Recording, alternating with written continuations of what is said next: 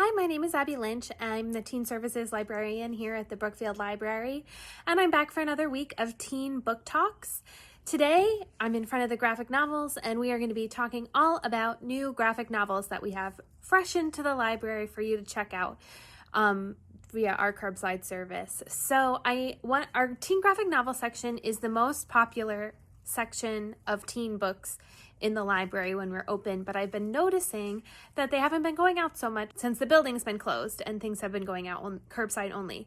I think it's probably to do with the fact that it's hard to choose a graphic novel if you can't page through and see the art style and see if you like the art style.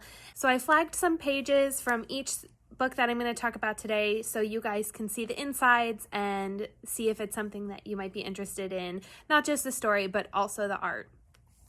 So the first book today is Daughters of Ys by M.T. Anderson and Jo Rioux. Ys, city of wealth and wonder, has a history of dark secrets. Queen Malgven used magic to raise the great walls that keep Ys safe from the tumultuous sea. But after the queen's inexplicable death, her daughters drift apart. Rosin, the heir to the throne, spends her time on the moors communing with wild animals, while Dahut, the youngest, enjoys the splendors of royal life and is eager to take part in palace intrigue. So I think the cover is actually a pretty good indication of the style here. I flagged this spread because I thought the light was very cool in these illustrations, how she looks almost brighter and the shadows on the faces. Very cool light. So this is sort of your classic fairy tale storybook style. Oh, that's the next page. The light is so good on those. Let's see, another spread here. Some of the exterior illustrations. Oh yeah, there's some good stormy scenes in here. So you can see how the storms look. And just this really lush verdant green tone for a lot of it. So that's The Daughters of Ys by M.T. Anderson and Jo Rioux. The next book is by a really popular graphic novel author, Luen Yang. His latest is called Dragon Hoops. Jean understands stories, comic book stories in particular. Big action, bigger thrills, and the hero always wins. But Jean doesn't always get sports. As a kid, his friends called him Stick, and every basketball game he played ended in pain. He lost interest in basketball long ago, but at the high school where he now teaches, it's all anyone can talk about. The men's varsity team, the Dragons, is having a phenomenal season that's been decades in the making. Each victory brings them closer to their ultimate goal, the California State Championships. Once Jean gets to know these young all-stars, he realizes that their story is just as thrilling as anything he's seen on the comic book page. He knows he has to follow this epic thread to its end. What he doesn't know yet is that this season is not only going to change the Dragons' lives, but his own life as well. And Luen Yang is the author of Boxers and Saints and American-Born Chinese, so if you like those, it's a similar style here. It's pretty chunky here. It's a big long book, which you don't always get for graphic novels. So if you like a longer book, but you're blowing through graphic novels, this might be a good one. You can see here, it actually offers some interesting insight in his process of being an illustrator and how he balances his life being both a teacher and an author and illustrator. There's some scenes that are set in the past, and they have this sort of muted palette, so it's like the same art style, but the colors are a little bit more muted when it's set in the past, when he's giving more of a historical context. And then there's a lot of really cool spreads where the basketball game is happening and there's a lot of action. The clock, a lot of cool scenes of actual gameplay. So that's one to check out. That's Dragon Hoops by Luen Yang.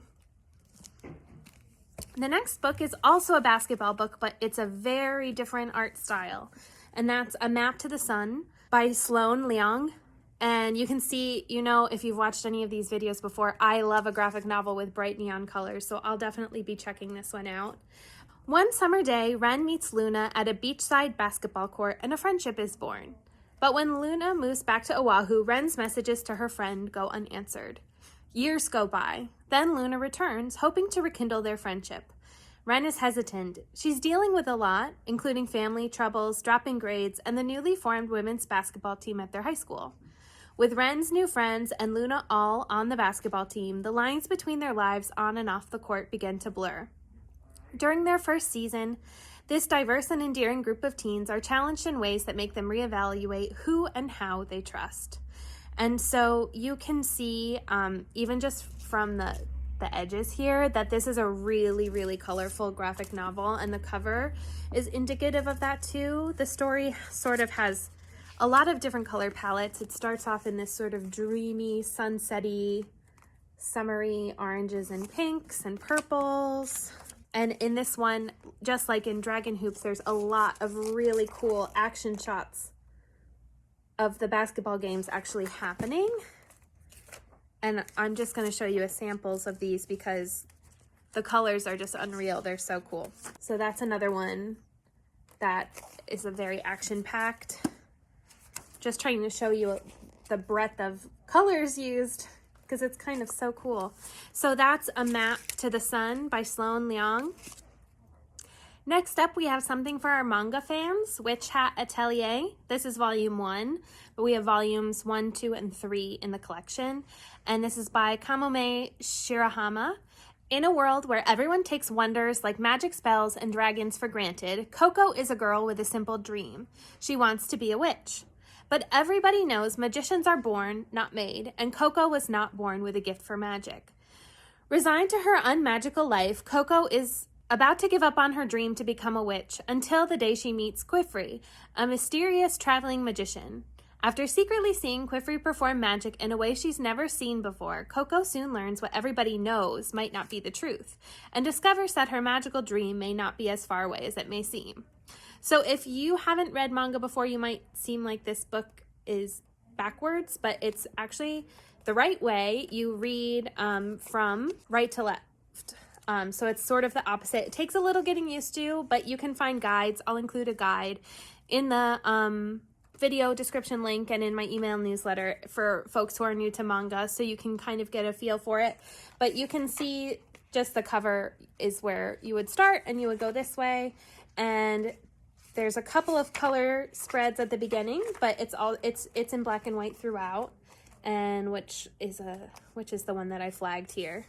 Oh, I thought this was a really nice spread. So that's Witch Hat Atelier. And we have the volume 1 here, but we have volumes 1, 2, and 3 in the library. And the last book is Making Comics by Lynda Berry. And this is not a traditional graphic novel. It's almost more of an instructional guide. Hello students, meet Professor Skeletor. Be on time, don't miss class, and turn off your phones. No time for introductions, we start drawing right away. The goal is more rock, less talk, and we communicate only through images. For more than 5 years, the cartoonist Lynda Berry has been an associate professor in the University of Wisconsin-Madison Art Department and the Wisconsin Institute for Discovery, teaching students from all majors, both graduate and undergraduate, how to make comics, how to be creative, and how not to think. There is no academic lecture in this classroom. Doodling is enthusiastically encouraged. Making Comics is the follow-up to Berry's best-selling syllabus, and this time she shares all her comics making exercises. So it actually has all of her hand-drawn syllabi from her courses, and it shows different exercises, how to draw characters, how to get into story, and that your daily journal doesn't just have to be writing. You could use images or lists or other things to get the creativity flowing in your brain. So Lynda Berry believes anyone can draw, anyone can be creative. So if you have thought, oh, I can't draw, or I'm not creative in the past, this might be a good guide to get you into it, just to see how you do. You can see from the cover that her style is really interesting and different. So this is towards the beginning. She'll blend handwritten text with drawings. Let's see, I flagged a couple of the exercise pages. So this one is draw yourself as Batman. You can see this is an exercise where you draw Batman in different time frames, and how does that change what Batman looks like. That's a drawing of Lynda Barry as Batman. Oh, and at the end, she shows you how to make a comics bag, a little comics kit with different prompts to pull from that draw all the exercises together. So that's Making Comics by Lynda Barry. So those are our new graphic novels. You can request those online to check out curbside, or you can call the library at 203-775-6241, and we'll see you next time. Thank you.